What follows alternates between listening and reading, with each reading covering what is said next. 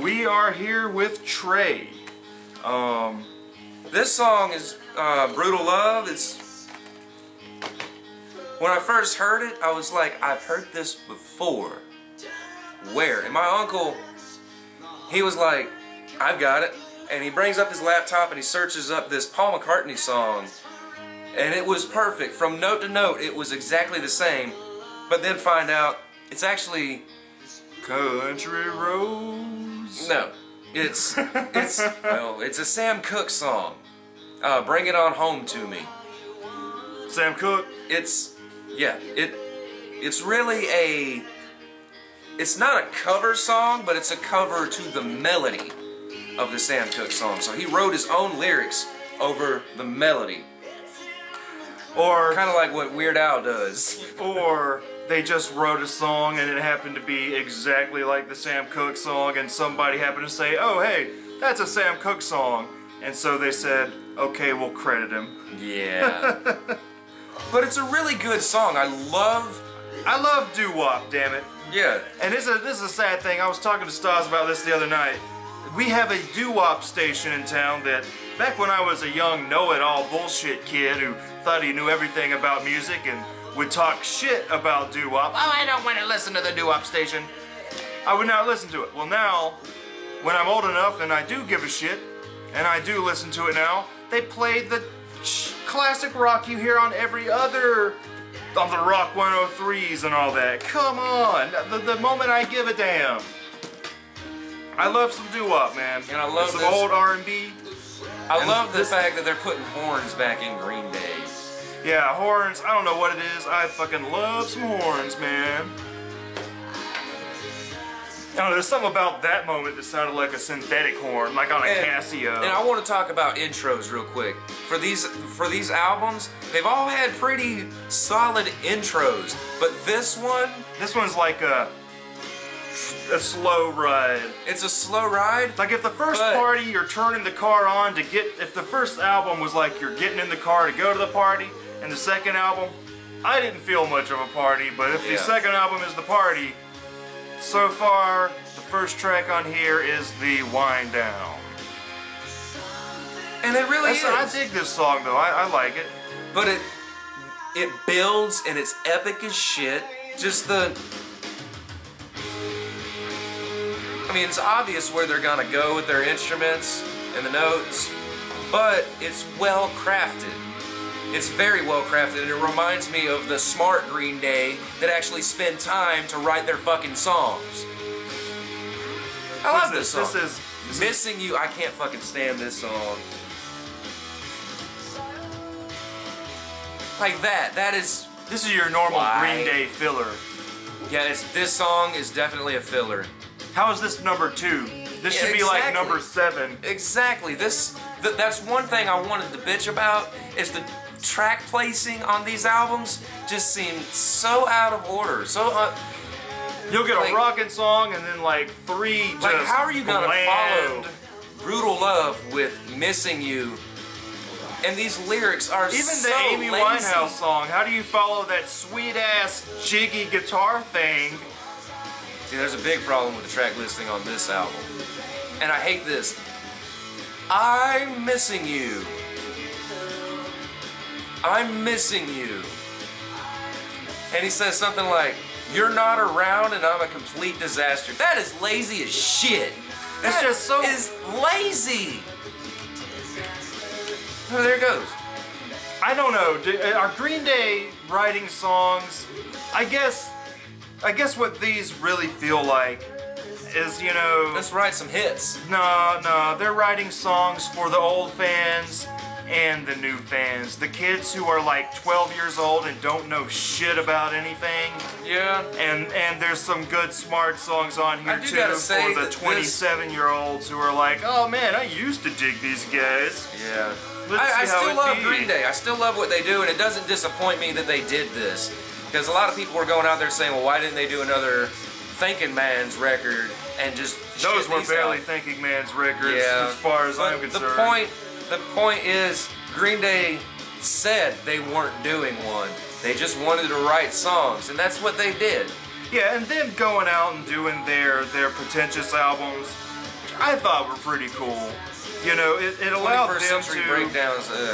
That had too many moments that were like, we got to do a first listen on that. There were too many moments stolen from other songs on that album. Especially the title Kiss, track, Kiss. God Gave Rock and Roll to You. Shit. Aerosmith. Aerosmith, they did Aerosmith again. It's too many damn moments. They're like, oh, was there a Queen moment? Or no, that was on that last Muse album. Yeah, Muse did Queen. Muse is Queenie. Green Day is more Man, like you need to classic hear the new rock. Fun song, dude. The new Fun song Dude, takes no. Queen all the way. Man, I Fun watched. is the shit.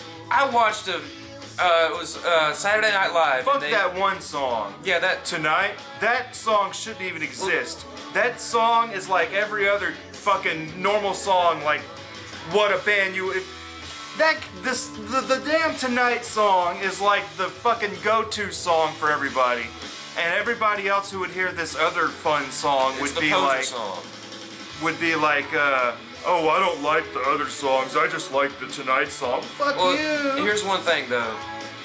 The song sucks. I dig. You gotta go to current disc. I dig the Fun band, but I saw this. They were playing live on Saturday Night Live one night, and I watched it, and it was just. It was bad. I mean, it was really bad. They're not a good live band. What? The way they dress is just so weird. They're bad. I don't know. The band is really good. They have a shitload of fucking I members. didn't see what you saw, so. Yeah, you would probably say different if you saw this. I mean, it was probably the song you're talking about. I was reading on the news something about I hate this song, they had by the a. way. Yeah, let's get back to this. What is this? 8th Avenue Serenade.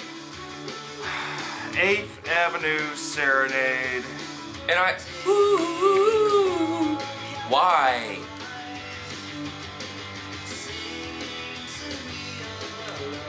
It's lazy. It's got another 90s feel. Like a lot of it sounds like something you'd hear in like Fairly Brother road trip scenes. You know, from like Dumb and Dumber or I pictured that with some of the songs on Uno, actually. like really all of them, man. Like this, I can definitely see it in a Or Fairly like Brother Kingpin. montage. Kingpin was freaking awesome. Kingpin. I'd rather talk about Kingpin. Next. Okay, next one. I've heard this one back in 2010. Drama Queen. But okay, I like this song though. The progression is your. We need to write a hit progression. You hear it. This is the canon song. This is Hook from Blues Traveler. But Blues Traveler did it to as a whole big satire of that hook. And here's what's funny. Green Day do it twice on this album. They do it twice. Yeah, on the Forgotten, the fucking Twilight song. Twilight song. Yeah, it was in Twilight, and the video is Twilight. The first time I've ever not wanted to watch a Green Day video. Given the fact that yes, all of them have been shitty since American Idiot, but this is just, yeah, that is exactly how I feel when I see fucking Kristen Stewart running in front of a green screen. Did they have a song on the Transformers movie? No, not that I know. Did they? Yeah, the Transformers 2. Yeah, I still that haven't was- even seen Transformers 3. That Too movie, pissed Transformers me the fuck 3. off. Transformers 3 was a fucking long music video. I watched it. It was Oh, horrible. It was Jesus. fucking horrible. Transformers 3 was a long fucking music video. Every time you see, it's like the scene would set up with this sad song, and then you see someone depressing walking or something. Especially Shia LaBeouf. The motherfucker. He's a little bitch in that movie. He was not needed to be there. Transformers 3, I love Transformers. Fuck you, Michael Bay, and Cartoon. Beast Wars, man. I remember fucking Beast Michael Wars. Bay doing Transformers 4. No. I read that the Transformers 4 will be a whole complete redesign Yeah. instead of a reboot. You said that a 3 Mark Wahlberg's gonna be in it. the same guy who played Max Payne. Yeah, So but see, yeah, Mark Drama Wahlberg's good. Queen. Mark Wahlberg's good in the right roles. like Ted. He was really good in that. Drama Queen has a Beatles feel. This. La does. la la. What song is that from the Beatles? All you need is yeah, love. it sounds like I actually that. heard the Flaming Lips do a cover of All You Need Is Love this morning. Badass. Pretty damn good. Flaming Lips. Not to stop talking about Green Day here, but Flaming Lips, they did a full Dark Side of the Moon cover album, which was Fucking amazing. Great. And they're doing another full cover album, and it's gonna be In the Court of the King, Crimson King, from King fucking Crimson. I think they need to do Tommy. Masterpiece. Yeah, they should do Tommy also. I really think they should do Tommy. Wayne X-Kid. Cohen, if you're listening, do Tommy. Do Tommy. This is X-Kid. Okay, one thing I did want to point out about Drama Queen, since we got way off track there. It's a song about a man or a father watching his daughter grow up. Where he's like, she's gonna do this, she's gonna do that. I love her, but she's old enough to bleed now. I love that line. She's old enough to bleed now, whatever, she's out of my hands. She's gonna get fucked. What is this? It's a horrible Green Day pop song. This is like... La la la la la la la. See, that's the one thing I don't like about the album artwork. They're all the same. There's something about this song that reminds me of something else.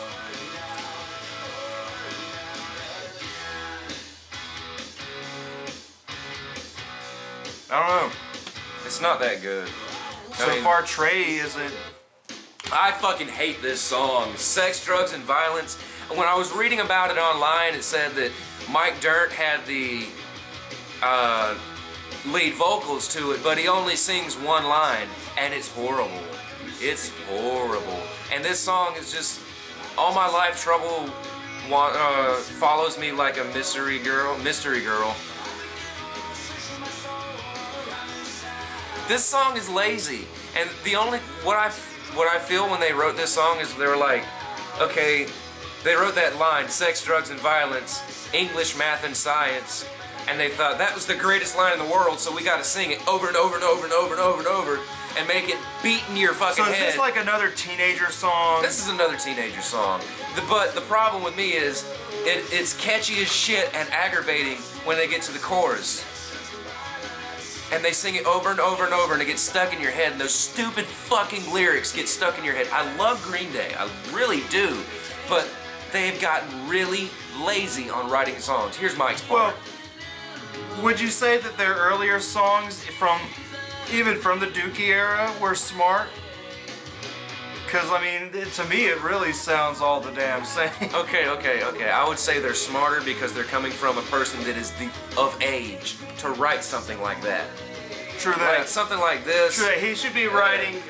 He should be writing more adult things instead Like- of I'm 16 at a makeout party. Yeah, like here's a good example of a 40-year-old writing a song about being 16 or 20. I guess Jimmy it's- Eat World on their album Futures had a That's- song called 23. That's a name I haven't heard in a Yeah, long yeah. time. Jimmy Eat On the World. album Futures, they have a song called 23, and he says, "One day I'll be 23." Like, dude, you're in your 40s, man. What the fuck? Write something about now, about how you feel now, not how you felt then, because the song's not gonna come off like it just happened. I don't know. Next, I love this song. Boy though. Named Train. I love this because this song reminds me of something that could have been a concept album. The character's name is Train. There's a lot of stuff on these albums that feel like if they spent 2 more years working on it, it could have been a concept album. Like the fact that there's a couple songs with female names in them, or they're titled by female names. There's this one about a boy named Train. And the beginning lyric is someone asking him a question and then Train gives you a story. He's telling you, I've been here.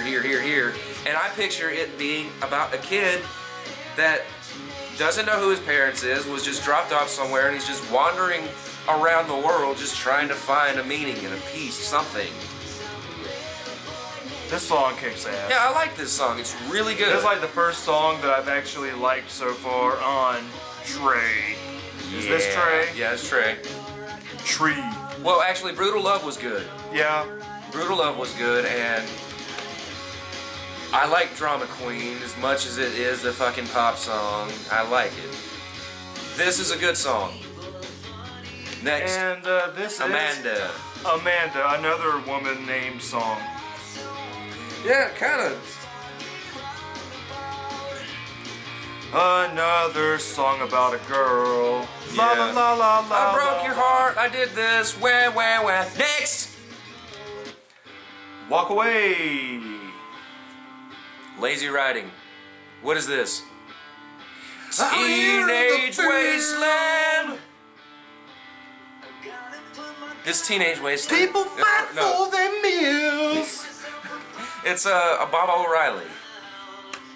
But he does go a little different, but when they jam on it, it's da da da da da da.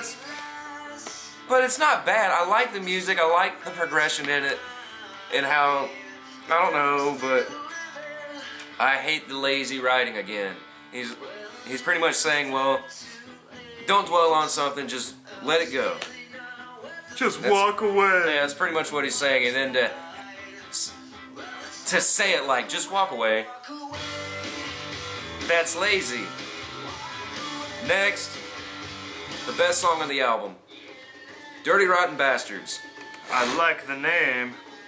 This is the rock I opera can't song. remember how much I have had. I've drank a 12-pack with my dad. It's the fucking beer song. Do, do, do, do, do, do, do, do. And then it's Dirty Glass from Dropkick Murphys after this. Murphy, Murphy, darling dear, something and something cold and left here. Hell yeah. But it's good. It's kind of has like a Christmassy feel to it. I like this because it has that. It has that sort of folk song feel to it, like the pub songs. Yeah. I like this. This is the best song on all three of the fucking albums. And the whole Now, time. if they would have thrown the jig line in here, Yeah. Now, the one thing I was. fist pumper.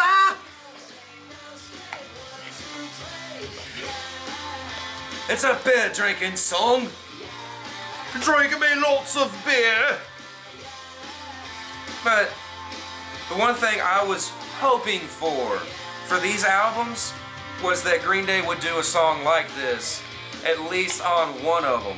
Because, you know, I'm all for Green Day doing songs just to make songs. But please give me something to listen to. And this, they did exactly what I wanted them to do. Yes, you're gonna give me 4 or 5 fucking, or 3 albums of songs that I'm gonna skip through. Yeah. Thank you for giving me something that I can enjoy. But this part,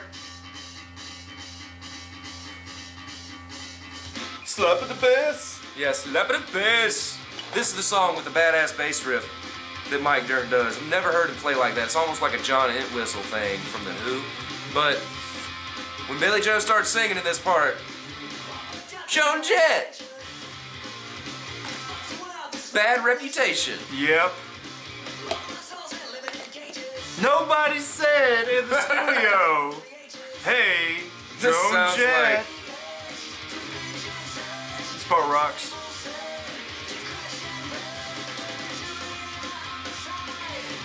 Yeah, so far it's like one of the better songs that rock.